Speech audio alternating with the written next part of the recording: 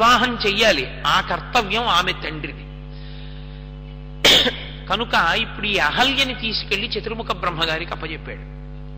అప్పచెప్పి ఈమెకి యోగ్యమైన వరుణ్ణి చూసి వివాహం చెయ్యి, ఎందుచేతనంటే ఆమె యవ్వనంలోకి వచ్చింది అని చెప్పాడు.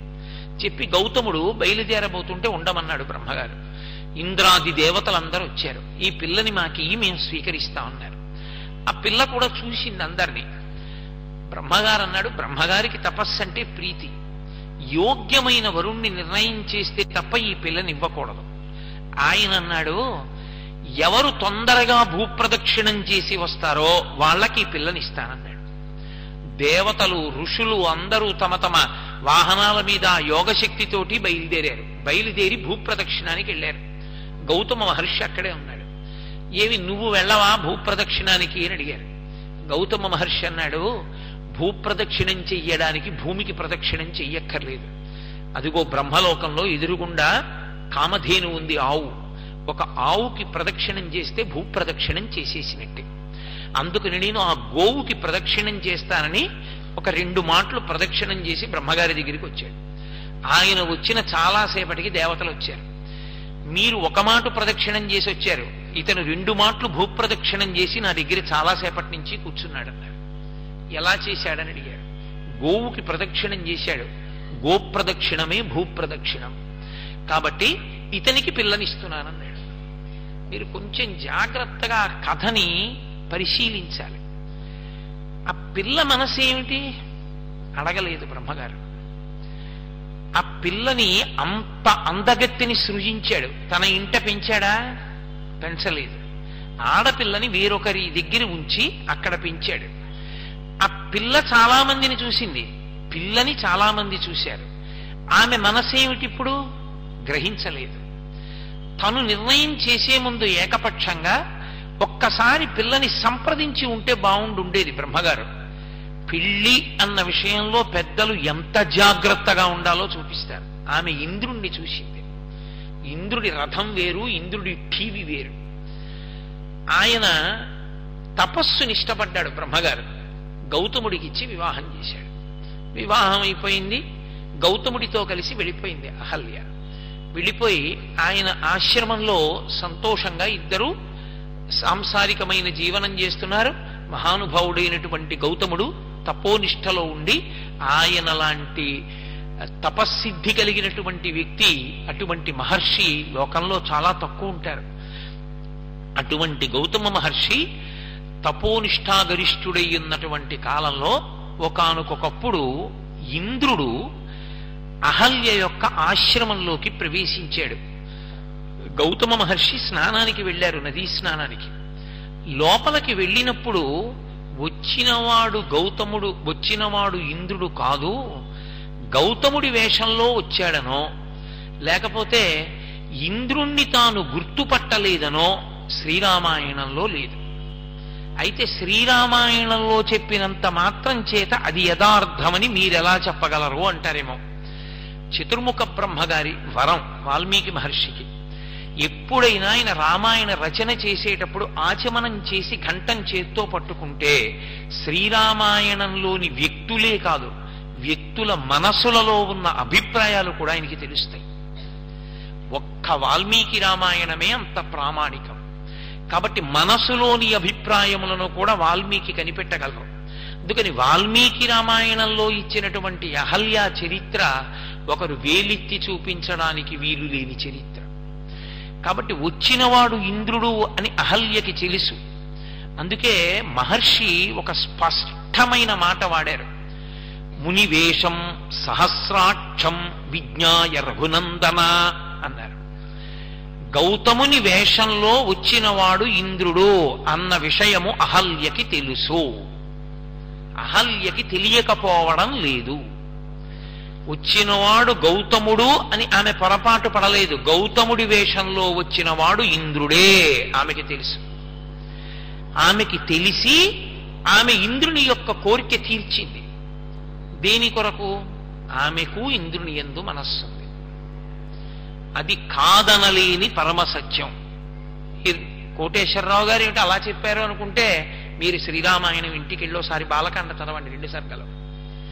మహర్షి తిరుగులేనంత స్పష్టంగా రాశారు. అసలు వాల్మీకి మహర్షి రచనలో స్పష్టత లేకపోవడం అన్నది ఉండదు, అంత స్పష్టంగా ఉంది.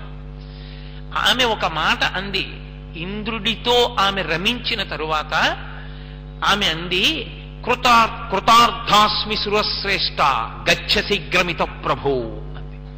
నేను కృతార్థురాలనయ్యాను, నీతో కలిసి భోగం అనుభవించాను, నువ్వు తొందరగా వెళ్ళిపో ఇక్కడి నుంచి, ఎందుకంటే గౌతముడు వచ్చేస్తాడు, గౌతముడు వచ్చి నిన్ను చూస్తే శపిస్తాడు, నన్ను శపిస్తాడు, వెళ్ళిపో అని.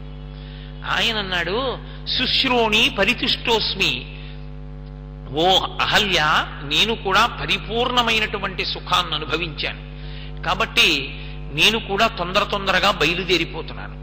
ఇంతకన్నా ప్రబల సాక్ష్యాలు ఇంకొకటి ఉండవు.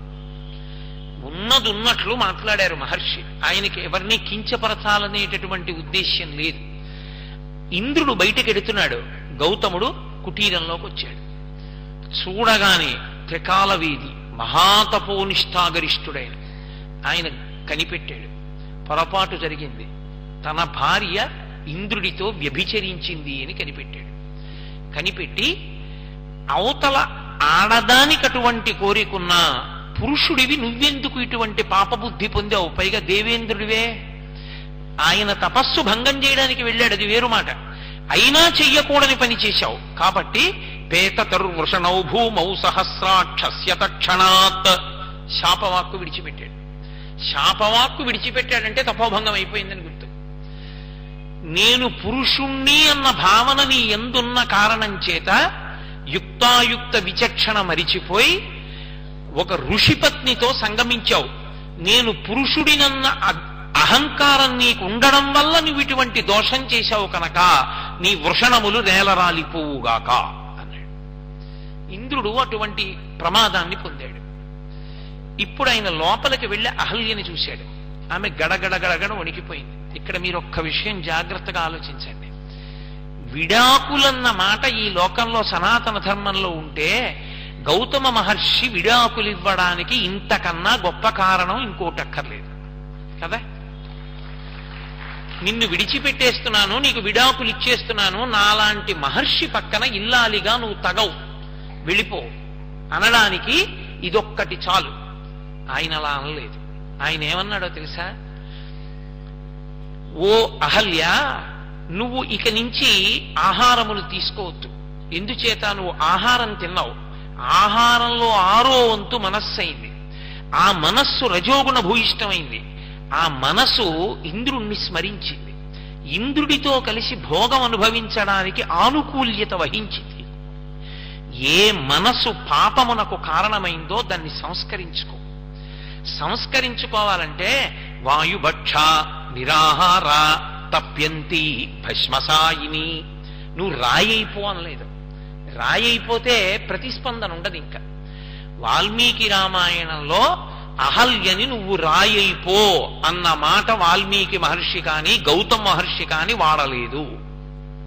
వాయుభక్ష, నువ్వు గాలినొక్కదాన్ని తిను, నిరాహార, ఆహారం ముట్టుకోవద్దు, తప్యంతి, తపస్సు చెయ్యి, నువ్వెవ్వరికీ కనపడవు, అదృశ్యంగా ఉంటావు, భస్మశాయిని, బూది కప్పబడి ఉంటావు, అందుకని ఎవ్వరికీ తెలియదు, నిర్జనమైపోతుంది ఆశ్రమం. నేను వెళ్ళిపోతున్నాను ఇక్కడి నుంచి, నేను ఉత్తర దిక్కుకు వెళ్ళి తపస్సు చేసుకుంటాను. నువ్వు అలా తపస్సు చేస్తూ ఉండు, నువ్వు చేసినటువంటి పాపం కడగబడుతుంది ఒకనాడు. పాపం కడగబడింది అని గుర్తేమిటంటే రాముడు వస్తాడు ఈ ఆశ్రమంలోకి.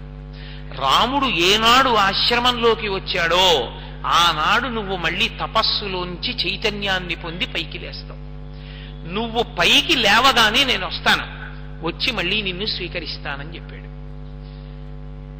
అంటే దాంపత్యం అన్న మాటలో ఎంత విశాలమైన అవగాహన ఉండాలో అంత పెద్ద పొరపాటు చేసినటువంటి అహల్యని కూడా సంస్కరించుకున్నాడు తప్ప గౌతమ మహర్షి అసలు విడాకులివ్వడం అన్న మాట వాడలేదు రామాయణంలో. అంటే అసలు నూతన దంపతులవుదామనుకున్న వాళ్ళు మొట్టమొదట చదువుకోవలసిన గ్రంథం ఏమైనా ఉంటే, అసలు భార్య ఎలా ఉండాలి, భర్త ఎలా ఉండాలి, పరిణితి ఎలా ఉండాలి తెలుసుకోవాలంటే అసలు ముందు రామాయణ గ్రంథం చదువుకోవాలి. చదివితేనే వాళ్ళు ఆదర్శ దంపతులుగా నిలబడగలరు.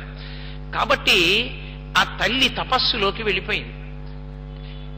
ఇహ వర్షం, ఇక్కడే నువ్వు బహూనిత్వం వసిష్యసి, ఇహ వర్షం సహస్రాణి బహూనిత్వం వసిష్యసి. ఈ ఆశ్రమంలో కొన్ని వేల సంవత్సరములు అలా తపస్సులో ఉండన్నాడు. ఆమె తను చేసినది పాపం, అలా నేను చేయకుండా ఉండవలసింది. కాబట్టి ఇప్పుడు నేను ఆ పాపాన్ని కడిగేసుకోవాలనుకుంది. ఆమె తపస్సులోకి ప్రవేశించింది. గౌతమ మహర్షి వెళ్ళిపోయారు.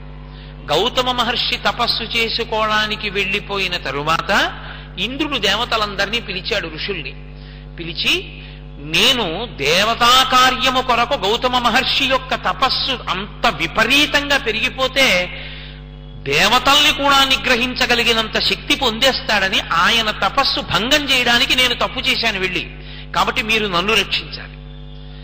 గౌతముని యొక్క శాపము చేత నా వృషణములు పడిపోయి నాకు పుంస్త్వాన్ని మీరు ప్రసాదించండి అన్నాడు.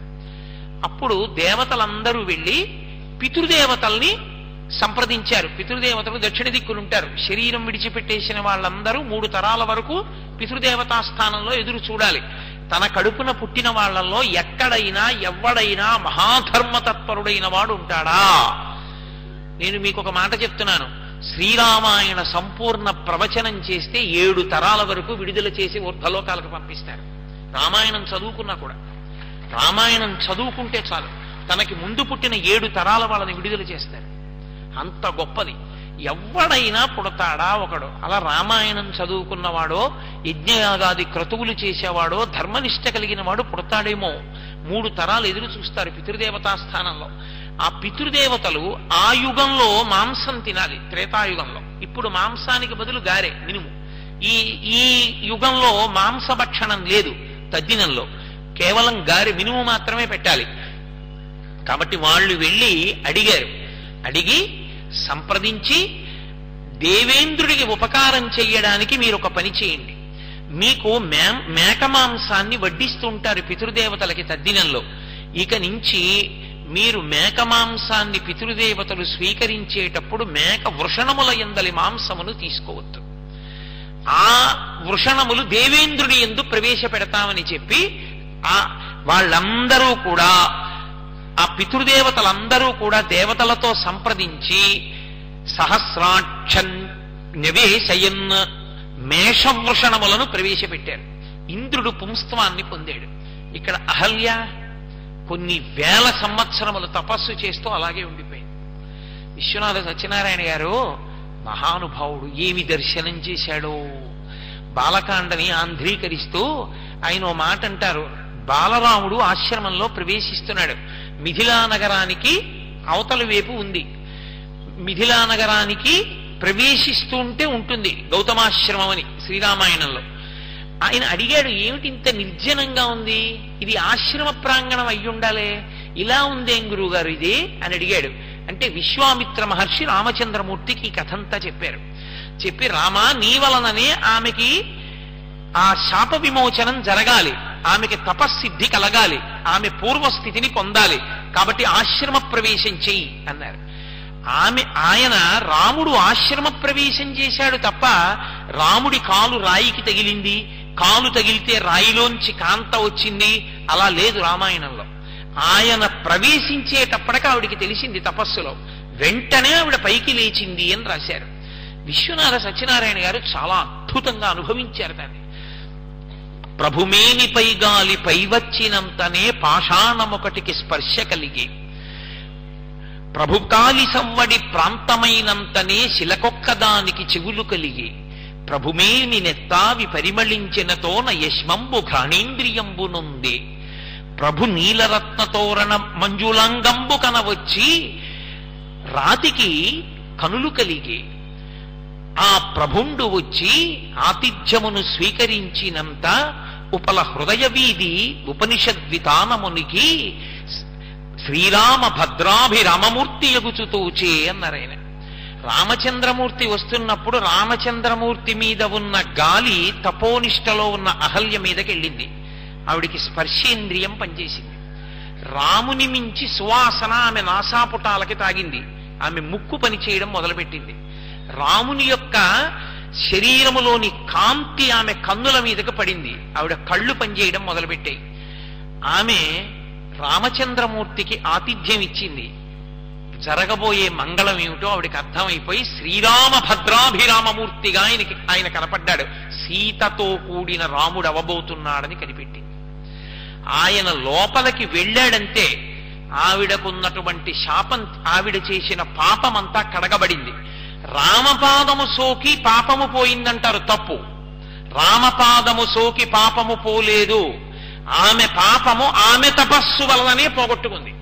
ఆమె తపస్సు వలన ఆమె పాపము పోయిందని గుర్తేమిటంటే రాముడు వచ్చాడు.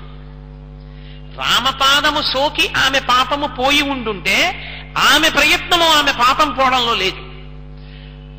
అలా అయితే మహర్షి వాయుభక్ష నిరాహార తప్యంతి భస్మశాయిని అనవలసిన పని లేదు. నీ తపస్సు పండిందన్న మాటకు అర్థం ఏమిటంటే నీ పాపము కడగబడింది. నీ పాపం కడగబడిపోయిందని గుర్తేమిటంటే రాముడు వస్తాడు. రాముడు వస్తే నువ్వు లేస్తావు, నువ్వు లేస్తే నేను వస్తాను, మళ్ళీ మన ఇద్దరం దంపతులుగా చక్కగా ఆశ్రమంలో ఉందా అన్నాడు. రామచంద్రమూర్తి ఇలా లోపలికి వచ్చారు ఆశ్రమంలోకి. అహల్య లేచి నిలబడింది. ఇతపూర్వం చేసిన పాపం ప్రక్షాళనం అయిపోయింది. కోటి సూర్యుల పగిది కాంతితో నిలబడింది ఆవిడ. ఆమె మహాపతివ్రత, అంత తపస్సు చేసిన తల్లి. రాముడు బాలరాముడు. ఆయన నరుడిగా ఉన్నాడు, బ్రహ్మచారిగా ఉన్నాడు. ఆయన ఈశ్వరాంశ సంభూతుణ్ణని, నేను ఈశ్వరుణ్ణని రాముడు చెప్పట్లేదు. రాముడు మహాపతివ్రత అయినటువంటి అహల్యకి నమస్కారం చెయ్యాలా? రాముడొచ్చి నా శాప విమోచనమైందని చెప్పి నా తపస్సు పండిందని అహల్య రాముడికి నమస్కారం చెయ్యాలా?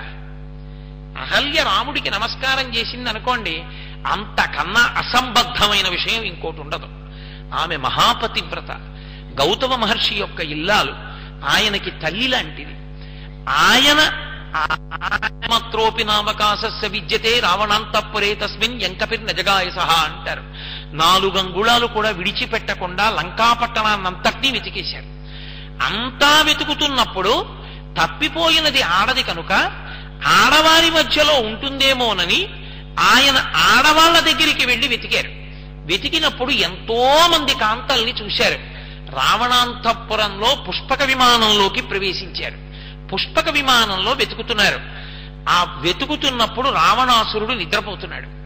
నిద్రపోతున్న రావణాసురుని యొక్క రోమ కూపములలోంచి వస్తున్నటువంటి తపోస్తేజస్సు చేత, ఆ తపశక్తి చేత కొట్టబడ్డారా అన్నట్టుగా స్వామి హనుమ అంతటి వారు పక్కకెళ్ళి ఓ స్తంభం ఎక్కి కూర్చుని చూశారు రావణాసురుణ్ణి. అంటే వాడు నిద్రపోతున్నప్పుడు రోమకూపాల్లోంచి అంత తేజస్సు వస్తుంది అంటే వాడు నిద్ర లేచి కూర్చునుంటే, 10 తలలతో సింహాసనం మీద ఉంటే దుర్నిరీక్షుడు, అసలు చూడ్డం సాధ్యం కాదు, అలా ఉంటాడు. స్వామి హనుమ అంతటి వారు రావణాసురుడు సింహాసనం మీద ఉంటే అహో రూప మహోధైర్య అహో శక్తి మహోద్యుతి అహో రాక్షస రాజస్య సర్వలక్షణయుక్తత అన్నారు. ఏమి తేజస్సు, ఏమి కాంతి, వాడి రోమ కూపాల్లోంచి కొడుతోంది. నిజంగా ఇతని యందే అధర్మము లేకపోతే, మహాపాతకము లేకపోతే, సీతాపహరణము ఇతను చేసి ఉండకపోతే 3 లోకములను పరిపాలించడానికి కావలసినంత తేజస్సు కలిగిన వాడన్నారు. అంతటి తేజోమూర్తి, అంత గొప్పవాడైనా అలా పడుకుని నిద్రపోతున్నప్పుడు అక్కడ ఉన్న ఆడవాళ్ళందరినీ హనుమ వెతుకుతున్నారు. సీతమ్మ సీతమ్మ సీతమ్మ అని వెతుకుతున్నారు. అన్యోన్య భుజసూత్రేణ స్త్రీమాలా ఘటితాహిస మాలాహి ఘటితా సూత్రే శుశుభే మత్తషట్పద అన్నారు మహర్షి. ఎవరి చెయ్యి ఏదో ఎవరి కాలు ఏదో తెలియదు. అంతమంది కాంతలు రావణుడు మధ్యలో సింహాసనం మీద పడుకుని నిద్రపోతుంటే అంతకుముందు ఆయన చేత భోగింపబడిన కొన్ని వేల మంది స్త్రీలు ఆయన హంసతూలికా తల్పం చుట్టూ పడుకుని ఉన్నారు. ఆ పడుకున్న వాళ్ళల్లో ఎవరి చెయ్యి ఏదో తెలియదు, ఎవరి కాలు ఏదో తెలియదు. వీళ్ల బట్ట వాళ్ళ మీద ఉంది, వాళ్ళ బట్ట వీళ్ళ మీద ఉంది. అంటే ఎంత చూడకూడని స్థితిలో వాళ్ళు ఉన్నారో, ఎంత ప్రసుప్త మదవిహ్వల అంటారు మహర్షి. ఆ నిద్రపోతూ వాళ్ళు ఇంకా రావణాసురుణ్ణి ముద్దు పెట్టుకుంటున్నామన్న భావనతోనే చుంబనం చేస్తున్నారు. అంత భయంకరమైన స్థితిలో వాళ్ళు పడుకునున్నారు. నచాకులీనా నచహీన రూపా న దక్షిణా నానుపచారయుక్త భార్యా భవత్తస్య నహీన సత్వా నచాపి కాంతస్య నకామనీయ అంటారు మహర్షి. నచాకులీనా నచహీన రూప, వాళ్ళందరూ పనికి మాలిన వాళ్ళో, రూపం తక్కువ వాళ్ళో, తక్కువ వంశంలో జన్మించిన వాళ్ళో, లేకపోతే ఎక్కడో భర్తని విడిచిపెట్టి వచ్చేసిన వాళ్ళో ఒక్కళ్ళు లేరు. వాళ్ళందరూ కులకాంతలు, వాళ్ళందరూ మహాసౌందర్య రాసులు, దేవకాంతలు, పితృకాంతలు, యక్షకాంతలు, కిన్నెరకాంతలు, ఇంతమంది ఉన్నారు. వాళ్ళందరూ రావణాసురుడు కావాలని మోహించి వచ్చిన వాళ్ళు. ఇన్ని వేల మంది కాంతలతో కలిసి భోగించి పడుకున్నాడు. ఆ పక్కనే స్వామి హనుమ అన్వేషిస్తున్నప్పుడు ఒక హంసతూలికా తల్పం కనపడింది. తాసామేకాంత విన్యస్తే శయనాం శయనే శుభే దదర్శ రూప సంపన్నాం అపరాస కపిస్త్రియం అంటారు. ఆ హంసతూలికా తల్పం మీద ఆ గదింతటినీ కూడా తన కాంతి చేత ప్రకాశింపచేస్తున్నది. మహాపవిత్రమైనటువంటి స్వరూపము కలిగినది. బంగారు కాంతి ఎలా ఉంటుందో అటువంటి కాంతితో పుటం పెట్టిన బంగారంలా మెరిసిపోతున్న ఒక స్త్రీ ఆ పక్కనే వేరుగా ఒక హంసతూలికా తల్పం మీద పడుకుని నిద్రపోతోంది. ఆమెని చూశారు హనుమ.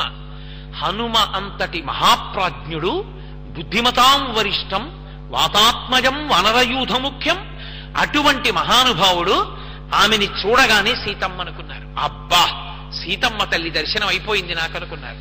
అని ఒక్కసారి ఆనందం పొందేసి అస్ఫోటయామాస చుచుంబ పుచ్చం ననంద చిక్రీడ జగౌ జగామ స్తంభానరోహాత్ నిపపాత భూమౌ నిదర్శయన్ స్వాం ప్రకృతిం కపీనాం అంటారు మహర్షి. అస్ఫోటయామాస చుచుంబ పుచ్చం, ఆ భుజాలు రెండు ఇలా కొట్టేసుకున్నారు. అబ్బా, సీతాదర్శనం అయిపోయిందన్నారు. చుచుంబ పుచ్చం, ఆ తోక తీసి తోక చివర కూర్చుని ముద్దు పెట్టుకున్నారు. సుందరకాండ అంటే సుందరకాండే. సుందరకాండలో మహర్షి తోక చివర ఉన్నటువంటి కుచ్చుని ముద్దు పెట్టుకున్నారన్నప్పుడు సంస్కృతంలో వాడిన మాట ఏదుందో ఆ మాట మీరు పలకాలంటే ముద్దు పెట్టుకుంటున్నప్పుడు పెదవులు ముందుకు ఎలా వెడతాయో అలా వెడితే తప్ప ఆ మాట పలకదు. అటువంటి మాట వేశారు. చుచుంబ, ఆ పెదవులు అలాగే వెడతాయి ముందుకి ముద్దు పెట్టుకుంటున్నట్టు. చుచుంబ పుచ్చం అన్నారు. ఇప్పుడు ప్రయత్నం చేయకండి. కాబట్టి చుచుంబ పుచ్చం అది రచనా సౌందర్యం, అందుకని అది సుందరకాండ అయింది. ఆ తోక చివరి భాగాన్ని తీసి ముద్దు పెట్టుకున్నారు. స్తంభానరోహాత్ నిపపాత భూమౌ, స్తంభాలు ఎక్కేశారు, కిందకి దూకేశారు. నిదర్శయన్ స్వాం ప్రకృతిం కపీనాం, కోతి బుద్ధి బయట పెట్టుకున్నారన్నారు మహర్షి. ఎందుచేత అక్కడ పడుకున్న తల్లి సీతమ్మ కాదు, మండోదరి. మండోదరి పడుకునుంటే హనుమయంతటి ప్రాజ్ఞుడికి సాక్షాత్ సీతమ్మలా కనపడింది. అంటే ఆవిడ ఎంత తేజోవంతురాలో, ఎంతటి కాంతివంతురాలో, ఎంతటి మహాపతివ్రతయో దాన్ని బట్టి అర్థమవుతుంది. శ్రీరామాయణంలో మండోదరి గురించి చాలా విశేషమైనటువంటి ప్రస్తావన మహర్షి చెయ్యలేదు. యుద్ధకాండలో ఒకసారి చూపించారు, ఉత్తరకాండలో మండోదరి గురించి చెప్పారు. కానీ మండోదరి కనపడినప్పుడు మాట్లాడిన మాటల్ని బట్టి సుందరకాండలో హనుమ అంతటి వారు ఆవిడ్ని చూసి సీతమ్మే అనుకున్నారంటే ఆమె యొక్క పాతివ్రత్యం, ఆమె యొక్క స్వరూపం అర్థమవుతుంది. మీరొక్కటి ఆలోచించండి. మహర్షి ఒక మాట అన్నారు, ఆవులతో క్రీడించిన ఆబోతులా పడుకున్నాడన్నారు. పశువు అది, దానికి తెలియదు. తన భార్య, తన ఇల్లాలు, తన ధర్మపత్ని, తన యొక్క పట్టమహిషి ఆ పక్కనే ఆ హంసతూలికాతల్పం మీద పడుకుని ఉండగా, ఆ పక్కనే హంసతూలికాతల్పం మీద పడుకుని ఇంతమంది కాంతలతో భోగించి వాళ్ళందరూ చుట్టూ పడుకునుండగా తాను పడుకునున్నాడు అంటే అవతల తన ధర్మపత్ని యొక్క మనసు ఎంత చివుక్కుమంటుందో, ఎంత బాధపడుతుందో, ఎంతటి మహాపతివ్రతో, ఎంత ఓర్చుకుందో. నిజంగా తన పట్టమహిషి అయ్యుండి తాను వేరుగా హంసతూలికా తల్పం మీద పడుకుని ఇంత తప్పు చేసిన భర్తని దైవంగానే భావిస్తూ ఆమె నిద్రపోయింది అంటే అందుకుని ఆవిడ మహాపతివ్రత అయింది. తన కర్తవ్యతానిష్ట తనది, భర్త ఎటువంటి వాడు దానితో ఆవిడికి సంబంధం లేదు. అందుకే ఆవిడ ఒక మాట చెప్పింది, సీతమ్మ రామచంద్రమూర్తి భార్య అయిపోయింది కాబట్టి లోకంలో పూజనీయ అయింది. మండోదరి అంతటి మహాపతివ్రత అయినా దుర్మార్గుడైన రావణుడికి భార్య అయిన కారణం చేత ఆవిడికి పూజార్హత పోయింది. మండోదరి అన్న పేరు పెట్టుకోరు, మండోదరి దేవాలయము అని కట్టారు. కారణం ఆవిడ తప్పు కాదు, ఆమె యందు కించిత్ దోషం లేదు. మండోదరి గురించి ఒక్క తప్పు మాట మాట్లాడితే మండోదరి కాదు సీతమ్మ క్షమించదు. అంతటి మహాపతివ్రత మండోదరి, అంత గొప్ప తల్లి ఆవిడ. కాబట్టి ఓర్చింది. తెల్లవారి లేచి ఆ అశోకవనంలో ఉన్నటువంటి సీతమ్మ దగ్గరికి వెళ్లి మాట్లాడకూడని మాటలు మాట్లాడేటప్పుడు కూడా తనతో పాటు తన భార్యల్ని తీసుకెళ్లి సీతమ్మతో మాట్లాడకూడని మాటలు మాట్లాడాడు. ధాన్యమాలిని అన్న భార్య అడ్డుపడింది అని రాశారు వాల్మీకి మహర్షి. అంటే అసలు ఎదుటివారి మనసు ఎంత గాయపడుతుంది, తన భార్య ఎంత బాధపడుతుంది. ఆమె కూడా ఒక వ్యక్తి, ఆమెకి ఒక మనస్సు ఉంటుంది, గాయపడ్డానికి కూడా ఓ అర్థం ఉంది. నేను ఇలా ప్రవర్తించకూడదనేటటువంటి లక్షణమే లేనివాడు రావణాసురుడు. తనకి నచ్చింది అంతే అనుభవించడమే. మీకు శ్రీరామాయణంలో ఇద్దరు కనపడతారు అటువంటి వాళ్ళు, మహాబలవంతులు. వాళ్ళకి ఉచ్చెం నీచెం లేదు. ఇంకా వాళ్ళ కంట ఏదైనా వస్తువు పడి వాళ్ళు అనుభవించాలనుకుంటే అది తీసుకురాకూడనంత ఎంత పవిత్ర స్థానంలో ఉండనివ్వండి, నిర్మోహమాటంగా తెచ్చేసుకుంటారు వాళ్ళు. రావణాసురుడి దగ్గరున్నటువంటి పుష్పక విమానం రావణాసురుని యొక్క అన్నగారైనటువంటి కుబేరుడు బ్రహ్మగారిని గురించి తపస్సు చేసి పొందాడు.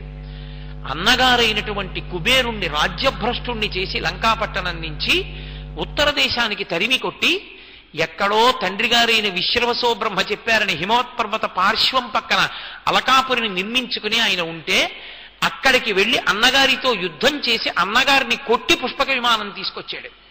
అదే రామచంద్రమూర్తి ఆయన తమ్ముళ్ళు లక్ష్మణ భరత శత్రుఘ్నులైతే ధర్మానికి కట్టుబడి బతుకుతారు. అది రావణాసురుని యొక్క జీవితం అంటే.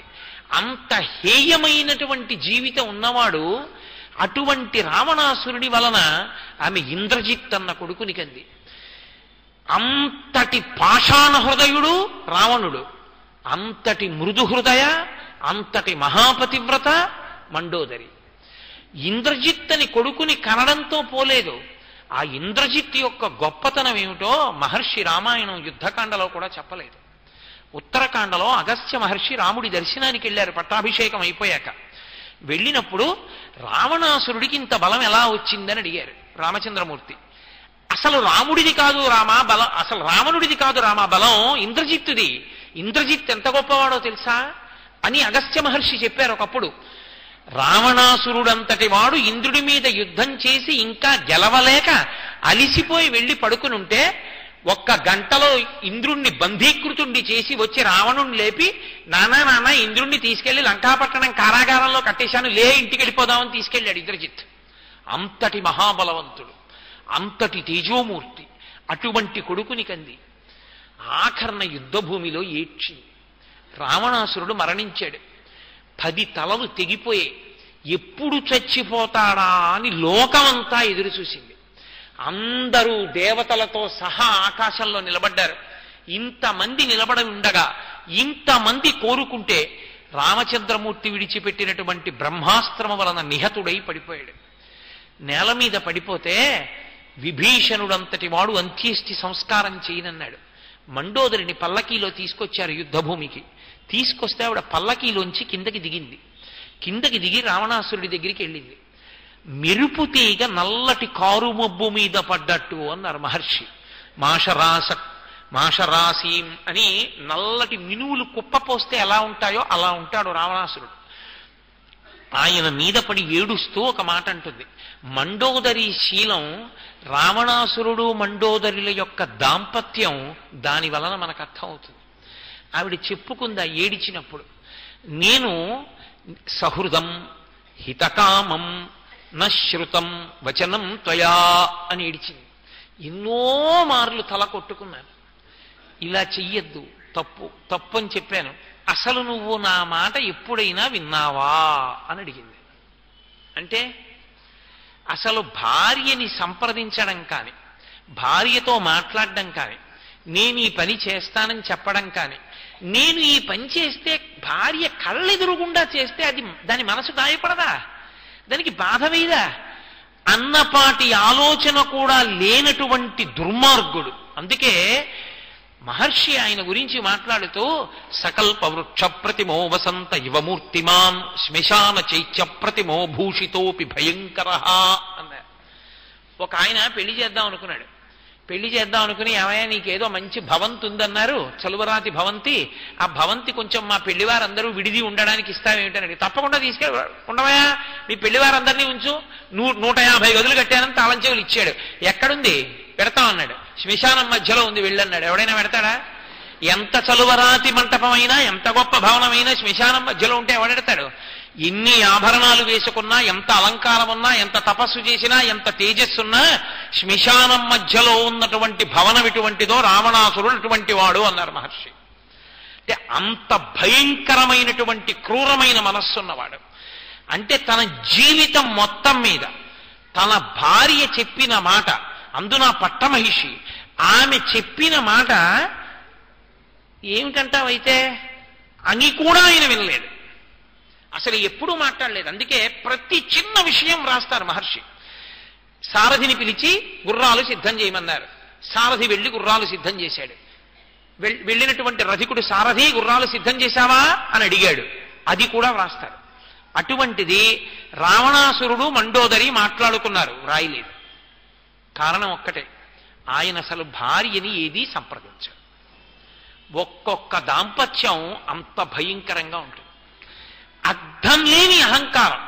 నేను భర్తని కాబట్టి అదొక్కటే, నేను భర్తని కాబట్టి నా నిర్ణయం చెల్లాలి, నేను ఏం చెప్తే అది భార్య వినాలి తప్ప అసలు భార్య నాకు చెప్పడం ఏమిటి? నేను కొంతమందిని చూశాను నిజ జీవితంలో, దాన్ని అడగడం ఏంటండి? అసలు ఆమె చీర ఆమె కొనుక్కోదు. మహాతల్లి 30 ఏళ్ళు 40 ఏళ్ళు కాపురం చేసి తనకొక చీర ఇష్టమైంది కొనుక్కోవడం అన్నది ఆమెకి తెలియదు.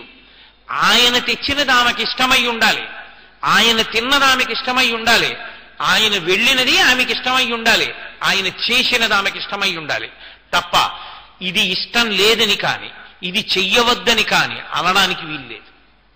ఒకవేళ పొరపాటున అన్నా ఆయన ఇంకొక మెట్టు దాటుతాడు కూడా. అంత క్రౌర్యంతో, దానికి అర్థం ఉండదు. అరే ఆడపిల్ల అది ఒక తల్లిదండ్రులకి పుట్టింది, దానికి ఆశ ఉంటుంది, దానికి వెళ్ళాలని ఉంటుంది నాన్నగారి దగ్గరికి, అమ్మ దగ్గరికి, అన్నదమ్ముల దగ్గరికి అని కూడా ఉండదు. పాషాణ హృదయాలు. పుట్టింటికి వెళ్ళడం ఏంటి? ఒక్కనాటికి వెళ్ళడానికి వీల్లేదు, అలా పడి ఉండవలసిందే ఇంట్లో. ఏమిటో తెలియదు, అర్థం లేని రాగద్వేషాలు. పుట్టింటి వారు వచ్చి పలకరించకూడదు భార్యని, ఏవో చిన్ని కారణాలు. మీరు ఒక్కటి ఆలోచించండి. అలాంటి వాళ్ళ గురించి మాట్లాడుతూ సీతమ్మ తల్లి ఒక్కటే అంది, చలితం చలితేంద్రియం అందావిడ.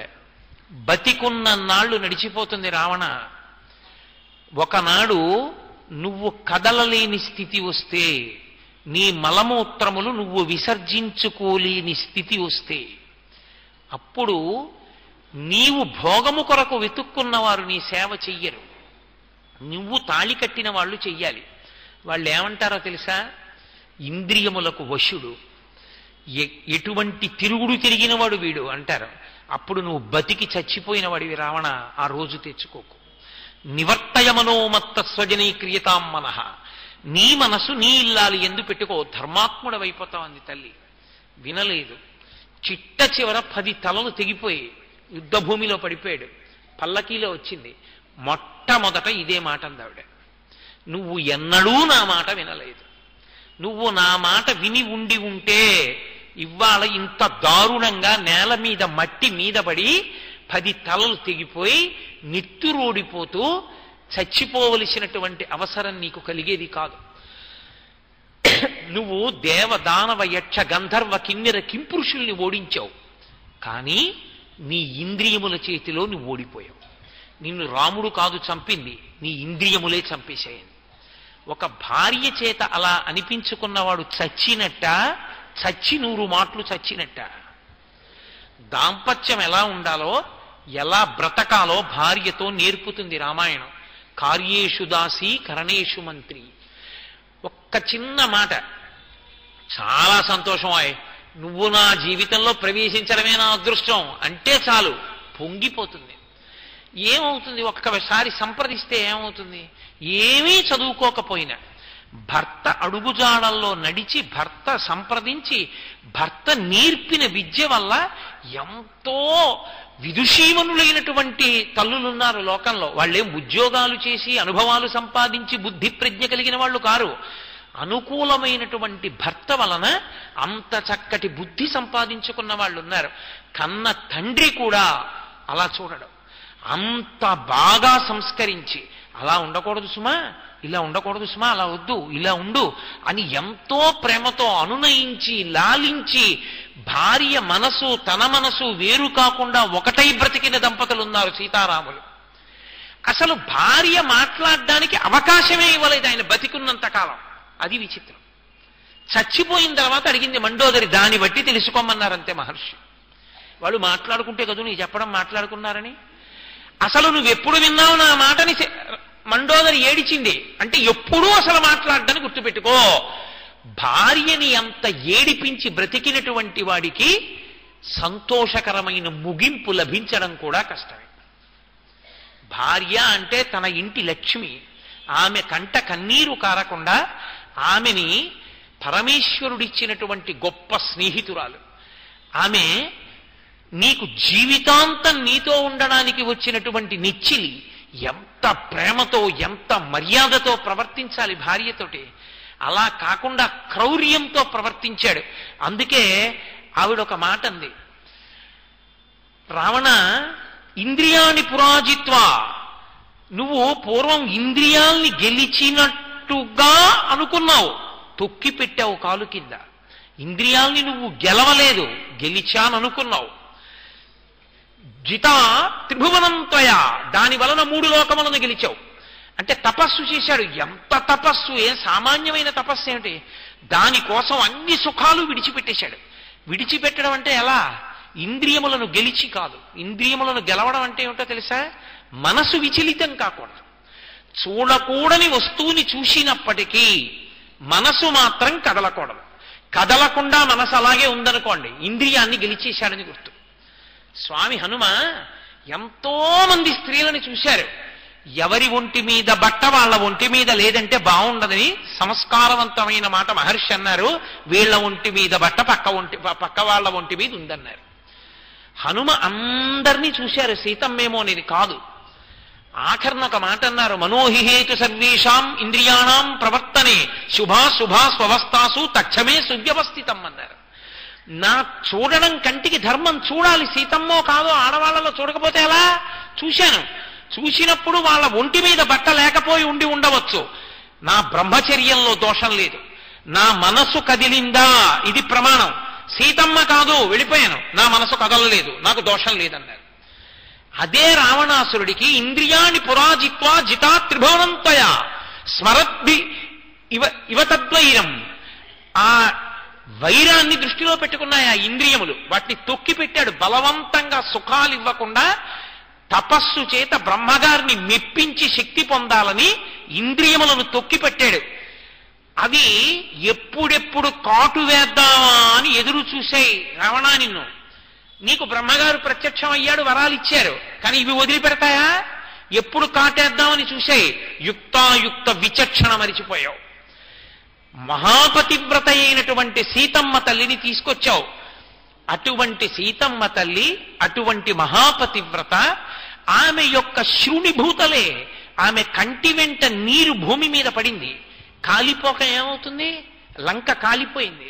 శ్రీరామాయణంలో స్వామి హనుమ మీద ఒక శ్లోకం ఉంది, ఉల్లంఘ్య సింధో సలిలం సలీలం యశోకవన్నిం జనకత్మజాయా ఆదాయతేనైవ దదాహలంకాం నమామితం ప్రాంజలి రాంజనేయం అని. స్వామి హనుమ ఈ లోకానికి చేసిన మహోపకారం ఏమిటో తెలుసా? మహాపతివ్రత అయిన సీతమ్మ కన్నుల వెంట పడినటువంటి బాష్పధార వలన ఈ భూమి అంతా కాలిపోవాలి. ఎక్కడ భూమి కాలిపోతుందోనని ఏ దుర్మార్గుడు తప్పు చేశాడో ఆ లంకాపట్టణం ఒకటే కాలిపోయేటట్టు చేస్తానని ఆమె కంటి వెంట పడిన బాష్పధారలని అగ్నిహోత్రంగా గ్రహించి లంకని కాల్చిన వారు హనుమ. అది ఆ శ్లోకానికి అర్థం. ఏ శోకవన్నిం జనకాత్మజాయా ఆదాయతేనైవ దదాహలంకాం నమామితం ప్రాంజలి రాంజనేయం. అటువంటి ఆంజనేయునకు నమస్కరించుచున్నాను అని. మహాపతివ్రత యొక్క కంటి వెంట ఏ కాంతైనా నీకు నచ్చడమే దోషం, అంతే. బలవంతంగా తీసుకొచ్చి అనుభవించావు, ఎక్కడికి పోతుంది ఆ పాపం? ఆ క్రమంలో ఒక మహాపతివ్రతని తీసుకొచ్చావు, ఆమె నాకన్నా ఇందులో గొప్పదని అడిగింది ఆవిడ. ఆమె నా కులేవా నా దాక్షిణ్యేన, ఆమె నా రూపేన, నాలో రూపం కన్నా గొప్పదా, నాతో కులం కన్నా గొప్పదా, నాతో దాక్షిణ్యం కన్నా గొప్పదా? ఇందులో గొప్పది సీతమ్మ. మయాధికా వాతుల్య, నాకన్నా గొప్పదా, నాతో సమానురాలా సీతమ్మ? కాదే. మరి నాలో ఉన్నటువంటి ఈ గొప్ప గుణాలు నీకు కనపడలేదు, సీతమ్మలో కనపడ్డాయి, నీ పతనం ఏమనుకోవాలంది ఆవిడ. నిజంగా చచ్చిపోయిన భర్త దగ్గర ఒక పట్టమహిషి ఏడిచిన ఈ ఏడుపుకి రావణుడు ఎంత దుర్మార్గుడో మహర్షి తన చేత్తో సర్టిఫికెట్ ఇవ్వకుండా ఇచ్చారు. ఒక భర్త శరీరం విడిచిపెడితే ఎన్ని జన్మలెత్తినా నేను ఆయనకే ఇల్లాలుగా ఉండాలని కోరుకోవడానికి భార్య తర్వాత ఉండాలని అసలు కోరనేకూడదు. ఎందుకంటే అది ఆమె పాలిట శాపం, ఆమె భర్త ఉండగా వెళ్ళిపోవాలి. ఏ భార్య